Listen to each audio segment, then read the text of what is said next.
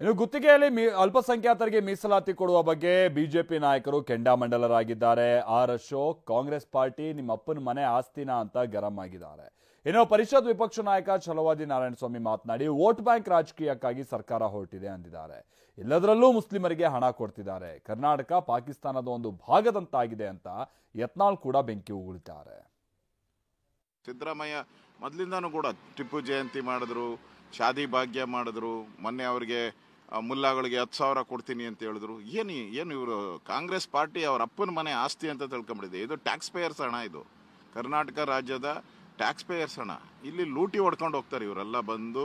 ಧರ್ಮಾಧಾರಿತವಾದಂಥ ಒಂದು ರಿಸರ್ವೇಷನ್ ಇದು ತಪ್ಪು. ಇದು ನಾವು ಹೋರಾಟ ವಿಧಾನಸಭೆಯಲ್ಲಿ ಇದರ ವಿರುದ್ಧ ನಾವು ಹೋರಾಟ ಮಾಡ್ತೀರಿ. ಅವ್ರು ಬಿಲ್ ತಂದರೆ ಬಿಲ್ನ ನಾವು ರಿಜೆಕ್ಟ್ ಆಗೋವರೆಗೂ ನಾವು ಹೋರಾಟವನ್ನು ಮಾಡ್ತೀರಿ. ಯಾವುದೇ ಕಾರಣಕ್ಕೂ ಈ ಬಿಲ್ಲನ್ನು ಅನುಮೋದನೆ ಆಗೋಕ್ಕೆ ನಾವು ಬಿಡಲ್ಲ, ಗಲಾಟೆ ಮಾಡ್ತೀರಿ. ನೋಡಿ, ಇದು ಸಂವಿಧಾನ ವಿರೋಧಿ. ಡಾಕ್ಟರ್ ಅಂಬೇಡ್ಕರ್ ಅವರ ಸಂವಿಧಾನದಲ್ಲಿ ಯಾವುದೇ ರೀತಿ ಧರ್ಮಾಧಾರಿತವಾದ ರಿಸರ್ವೇಷನ್ ಇರಲ್ಲ. ಈಗ ಅವರು ಹಿಂದೂಗಳ ಕಥೆ ಏನು? ಹಾಗಾದರೆ ಹಿಂದೂಗಳ ಕಾಂಟ್ರಾಕ್ಟರ್ಗಳಿದಾರಲ್ಲ, ಇದೇ ಥರ ಎಲ್ಲ ಹೋಗ್ತಾನೆ ಇದ್ದರೆ ಬಹುಸಂಖ್ಯಾತ ಹಿಂದೂಗಳ ಕತೆ ಗೋವಿಂದ ಆಗೋಗ್ತೈತೆ. ಇವತ್ತು ಮುಸ್ಲಿಮರಿಗೆ 4% ಮಾಡಿದ್ದಾರೆ. ಅದನ್ನು 50%ಗೂ ರೈಸ್ ಮಾಡೋಕ್ಕೆ ಹಿಂಜೇರದೇ ಇರೋವಂಥ ಸರ್ಕಾರ ಕಾಂಗ್ರೆಸ್ ಸರ್ಕಾರ ಇಲ್ಲಿರೋದು. 1947ರಲ್ಲಿ ನಮಗೆ ಸ್ವಾತಂತ್ರ್ಯ ಬಂದಿದೆ. ಆವತ್ತು ಈ ದೇಶ ವಿಭಜನೆ ಆಗಿದೆ.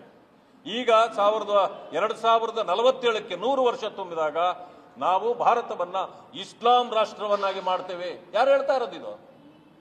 ಆ ಕಾರಣದಿಂದ ಇದು ಓಲೈಕೆ ರಾಜಕಾರಣಕ್ಕಾಗಿ, ವೋಟ್ ಬ್ಯಾಂಕ್ ಅನ್ನ ನೀವು ಯಥಾಸ್ಥಿತಿ ಉಳಿಸ್ಕೊಳ್ಳಿಕ್ಕಾಗಿ ನೀವು ಈ ಅಪೀಸ್ಮೆಂಟ್ ಪೊಲಿಟಿಕ್ಸ್ ಮಾಡ್ತಾ ಇರತಕ್ಕಂಥದ್ದು ಇದೆಯಲ್ಲ, ಇದು ದೇಶವನ್ನ